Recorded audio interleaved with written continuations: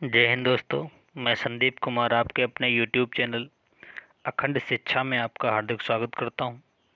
आइए दोस्तों, आज हम डिस्काउंट चैप्टर के और आगे कुछ सवाल हल कर लेते हैं। देखिए, पिछली वीडियो में हम कुछ सवाल हल कर चुके हैं, ठीक है। आज हम हल करेंगे जो समतुल्य बट्टा पर आधारित सवाल हैं, उनको हम देख लेते हैं। देखिए, पहला सवाल है 10% और 20% का समतुल्य बट्टा ज्ञात कीजिए। ठीक, तो देखो इसको हम कैसे लगाएंगे।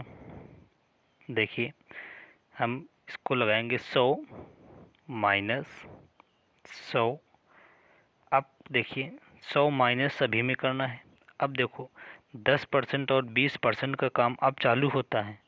10% पहले है बट्टा, तो कितना हम लिखेंगे, 100 में हम 10 को घटा के 90% निकालेंगे। फिर इसी का फिर 20% बट्टा है, तो हम 100 में घटा के 20 80% निकाल लेंगे। ठीक है। अब यहाँ हम इसको हल कर लेते हैं। देखो, ये 100 से ये 100 कैंसिल हो गया। ठीक, ये 2 जीरो से ये 2 जीरो कैंसिल हो गए।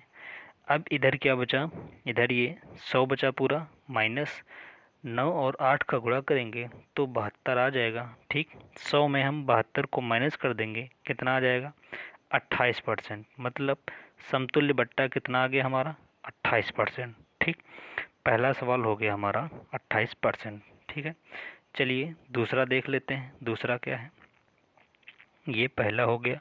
दूसरा सवाल देखते हैं, दूसरा क्या है। दूसरा है 20% और 40% का समतुल्य बट्टा निकालना है। तो इसमें भी उसी तरह कर लेंगे। पहले 100 माइनस 100 का, अब 20% है तो कितना परसेंट निकालेंगे, 80%। फिर है 40% तो कितना निकालेंगे, 60%। ठीक है, यहाँ भी हल कर लूँ। ये 100 से ये 100 कैंसिल, इस 2 जीरो से ये 2 जीरो कैंसिल हो गए। ठीक, अब इधर कितना बचा, ये 100 माइनस 8 और 6 बचे इधर, 8 छंग 48। तो अब 100 में 48 माइनस हो जाएगा, कितना आ जाएगा, 52%। ठीक, ये हो गया 52% आपका आंसर। ये दूसरा नंबर सवाल हो गया। ठीक है, तो इसको आप लोग नोट कर लीजिए। ठीक है, देखिए अब तीसरा अपनी मर्जी से कीजिएगा, क्योंकि ये बिल्कुल सेम है इसी तरह का। और एक हम ये चौथा नंबर सवाल बता दे रहे हैं। ठीक है, तो चलो इसको हम 1 मिनट इसको हम रफ कर लेते हैं। ठीक, चौथा नंबर हम बता देते हैं। पांचवा नंबर आप लोग कर लेना अपनी मर्जी से, क्योंकि वो भी चौथे नंबर का ही जैसा है। और दूसरा, पहला और तीसरा ये एक जैसे हैं। ठीक, पहला दूसरा हमने बता दिया, और तीसरा अपनी मर्जी से कीजिएगा। चलिए देखिए, चौथा नंबर सवाल, 10%, 20% और 30%, इसका समतुल्य बट्टा निकालना है। तो देखो, पहले हम 100 लिखते हैं, तो 100 लिख लिए, माइनस फिर 100 लिखते हैं, 100 लिख लिया।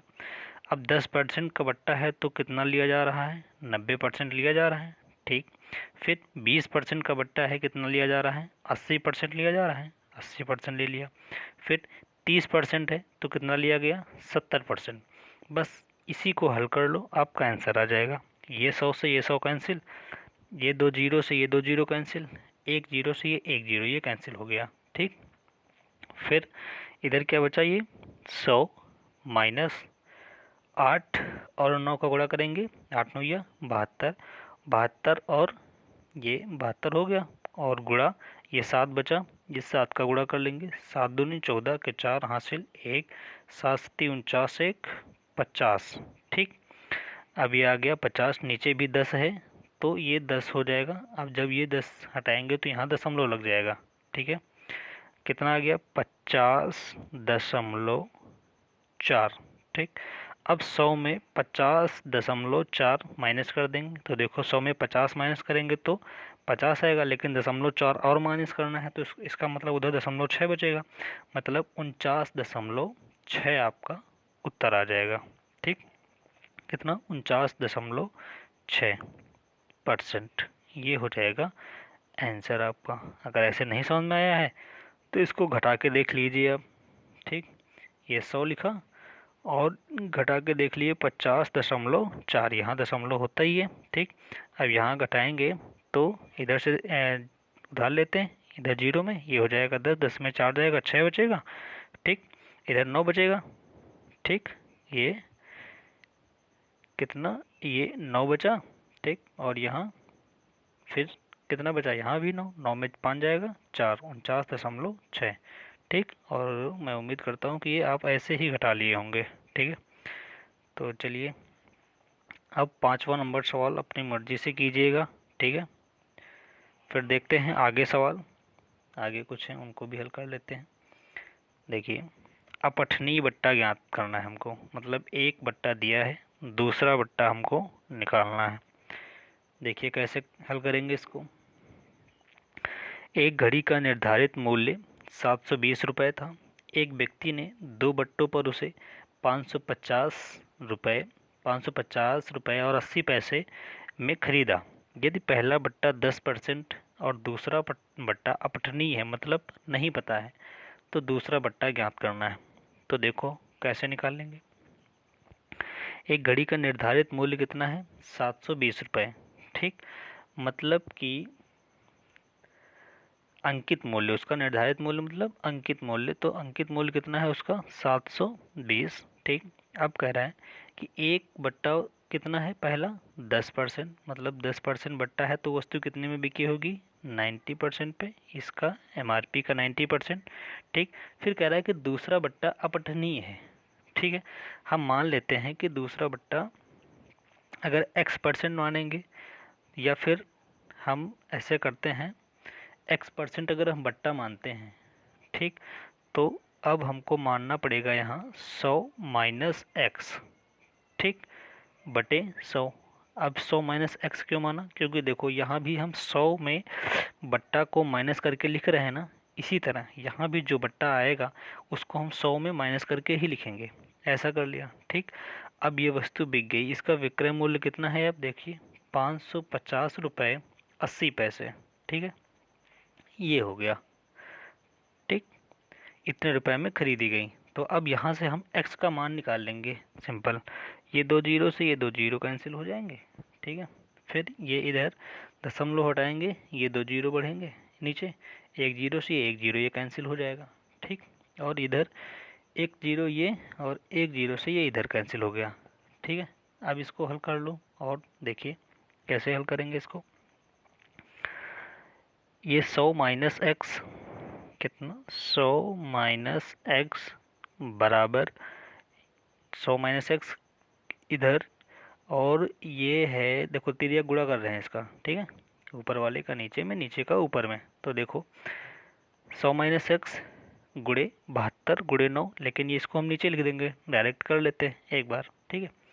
फिर ये कितना है ऊपर 550, अब ये दशमलव हट गया तो ये पूरा 80 हो गया, 80 नहीं, अब ये दशमलव जीरो कट गया था तो ये 8 है, ठीक है, ये 8 होगा, ठीक। अब गुणे ये 10, हाँ तो चलो गुणा 10 है तो ये जीरो अब लग जाएगा, ठीक, क्योंकि गुणा 10 करेंगे तो जीरो आ जाएगा उसमें।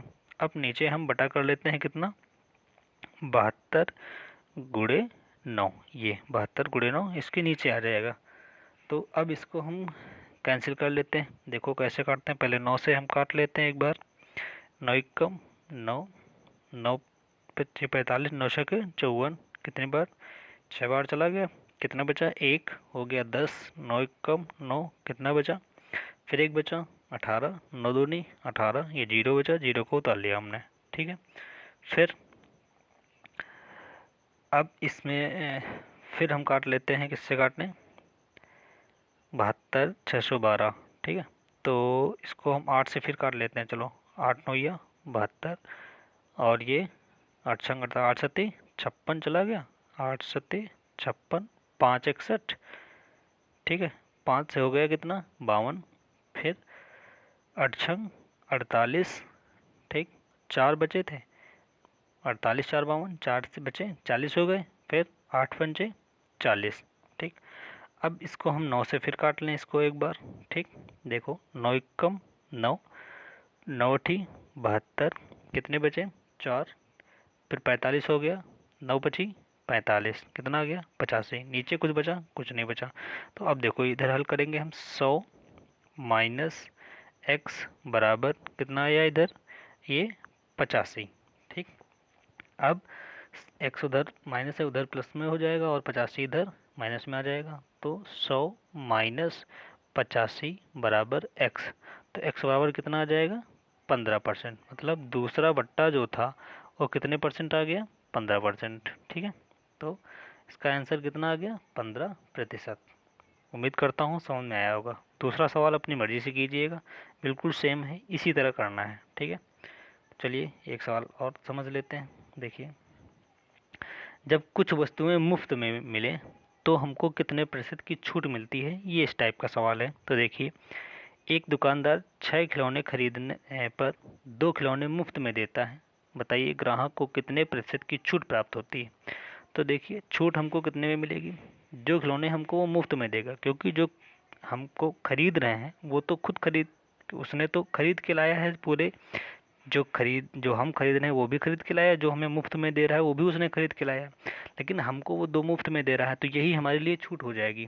ठीक है, तो देखिए छूट प्रतिशत निकालने के लिए एक देखिए ये सूत्र है, इसी पर आधारित इसी में कर लेते हैं। देखो, मुफ्त में मिले वस्तुओं की संख्या कितनी मिली हमको? मुफ्त में 2।